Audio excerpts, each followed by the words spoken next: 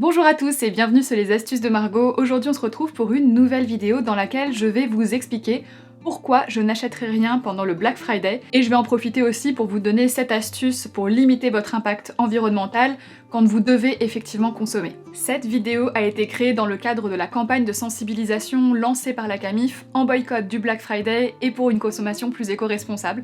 Je vous en parlerai un peu plus dans la suite de la vidéo. Le Black Friday, c'est une pratique relativement récente en France. Elle vient à l'origine d'Amérique du Nord. Elle a lieu le lendemain de Thanksgiving et ça lance vraiment la période des courses pour les fêtes de fin d'année avec de grosses soldes qui durent soit juste le vendredi, soit jusqu'à la fin du week-end dans certains cas. D'un point de vue du consommateur, et je parle évidemment aussi en mon nom, c'est une journée qui est très tentante. Mais aujourd'hui, on se rend compte que c'est surtout une journée qui impacte négativement toute la chaîne, de la production jusqu'au consommateur, et je vais vous montrer en quoi.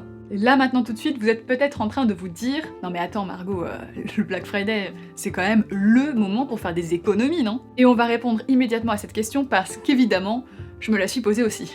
Pendant mes recherches, je suis tombée sur plusieurs études, je vous mettrai comme d'habitude tous les liens de toutes mes sources en barre d'informations, donc si ça vous intéresse, allez voir ça.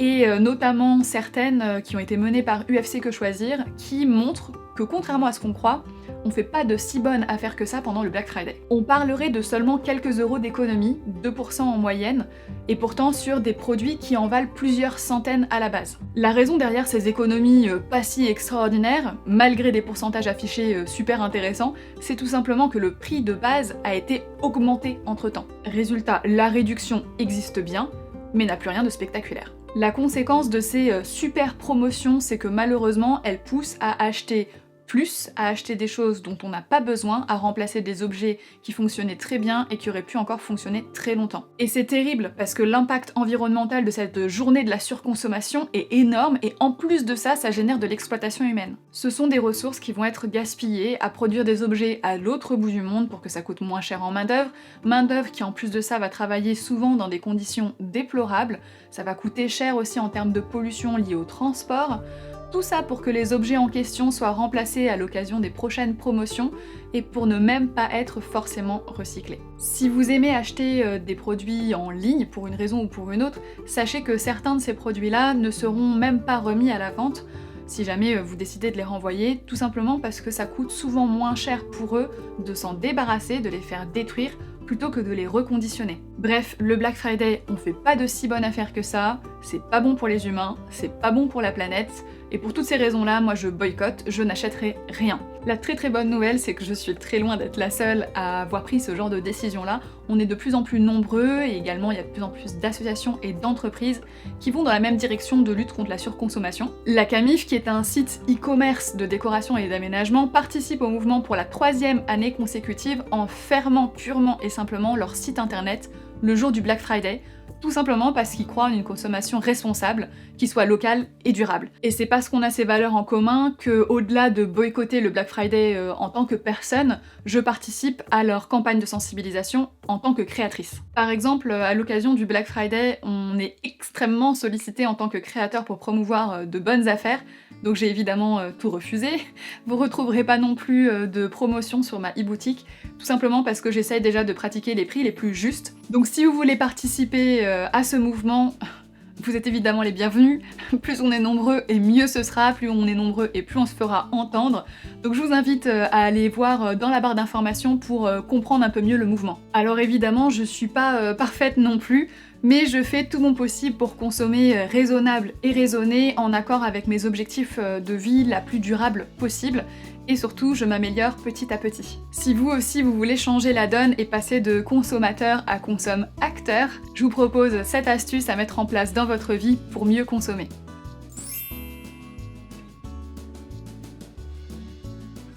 La toute première question à se poser avant même d'acheter quoi que ce soit, c'est « est-ce que j'en ai besoin ?»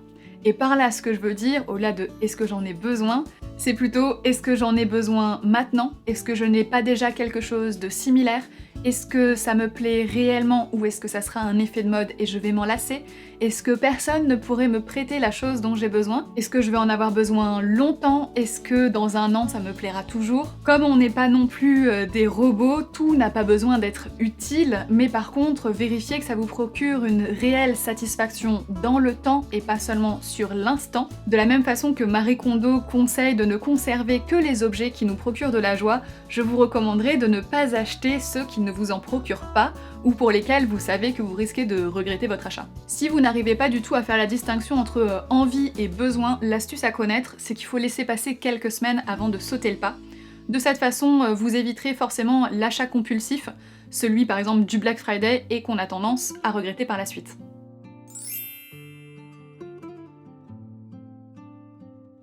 Dans un deuxième temps, plutôt que de vous diriger directement vers un produit neuf, vous pouvez voir si par exemple il n'existerait pas en seconde main, comme pour des vêtements, des meubles, de la décoration.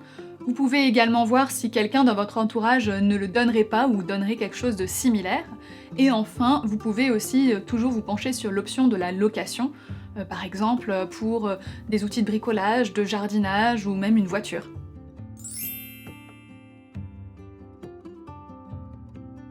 Vous n'avez peut-être pas trouvé ce que vous recherchez, dans ce cas-là, partez en chasse, mais gardez quelques critères en tête comme celui d'acheter local. Plus le lieu de production est lointain et plus il va y avoir de transport et donc de pollution liée au transport qu'on aurait pu éviter. Par ailleurs, d'un point de vue purement éthique, acheter local, ça vous assure un traitement plus juste des travailleurs, une meilleure rémunération et aussi la création d'emplois locaux.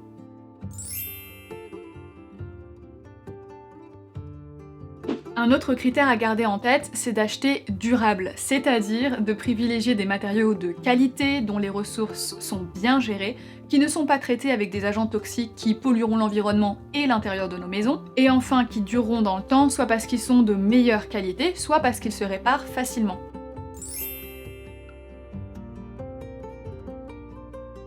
Pour acheter durable, prenez en compte les labels qui, s'ils ne sont pas forcément parfaits, vous permettent tout de même d'avoir un certain nombre de garanties. Pour n'en citer que quelques-uns, vous avez par exemple les tissus Ecotex, le coton bio GOTS, le commerce équitable, cruelty free, Fair for Life, vegan, EcoCert, Natrou, FSC. Ce sont des indicateurs d'un certain degré d'exigence vis-à-vis de l'impact environnemental et social. Par ailleurs, n'oubliez pas de faire vos travaux de recherche.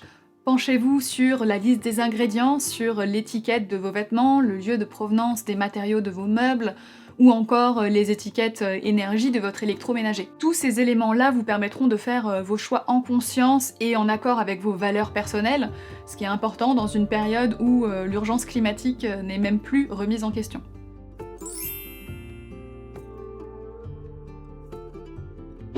Une fois que vous savez ce que vous allez acheter, je vous conseille très fortement de vous munir de votre liste de courses et de vous y tenir. Ça c'est valable pour l'alimentaire également. Ça vous permettra d'éviter les dépenses imprévues, d'éviter les craquages et de limiter en tout cas le gaspillage, qu'il soit alimentaire ou autre.